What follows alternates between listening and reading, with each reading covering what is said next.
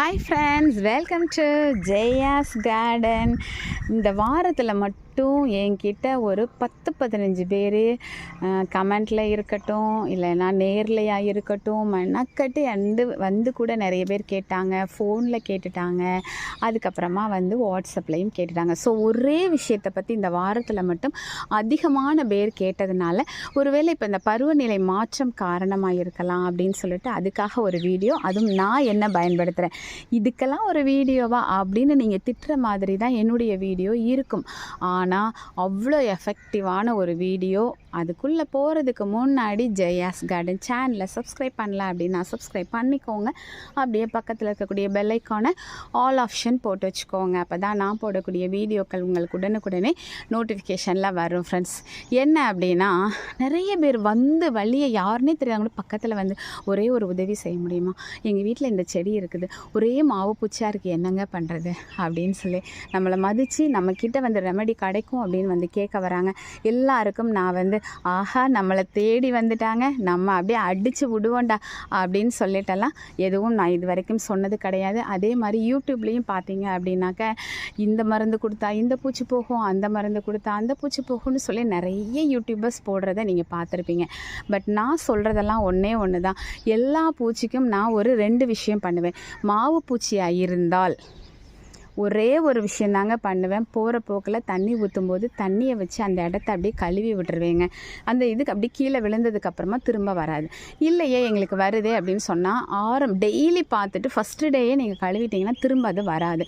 இல்லை நீங்கள் நல்லா வெள்ளை நானாதாங்க எங்கள் கண்ணுக்கே தெரியுது அப்படின்னு சொன்னாக்க தொடர்ந்து ஒரு வாரத்துக்கு இன்றைக்கி கழுவி விட்டுருப்பீங்க, மறுநாள் அதில் உட்காந்துக்கும், திரும்ப கழுவி விடுறீங்க, மறுநாள் உட்காந்துக்கும். அப்படியே ஒரு நாள் சோம்பேறித்தனம் பார்க்காம அந்த தண்ணியை வச்சு கழுவி விடுங்க, சரிங்களா? இல்லையா நல்லா ஃபோர்ஸாக அடிக்கிற மாதிரி ஸ்ப்ரேயர் இருந்தது அப்படின்னா தண்ணி ஃபோர்ஸாக அது மேலே அடிச்சு விட்டிங்கன்னா கீழே வந்துடும்.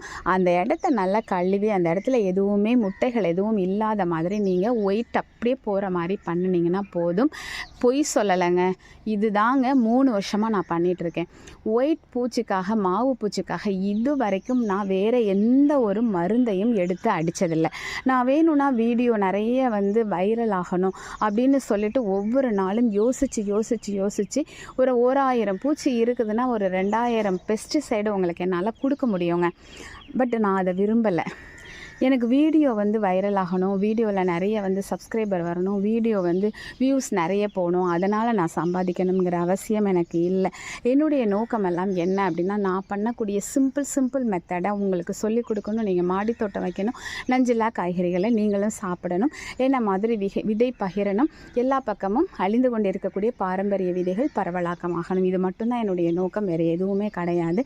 அதை மனதார பண்ணிகிட்ருக்கேன். அதனால தான் ஒரு சகோதரி கூட சொன்னாங்க, ரொம்ப சீக்கிரமாக ஃபாஸ்ட்டாக உங்களோட சேனல் க்ரோத் ஆகிட்டே இருக்குதுன்னு.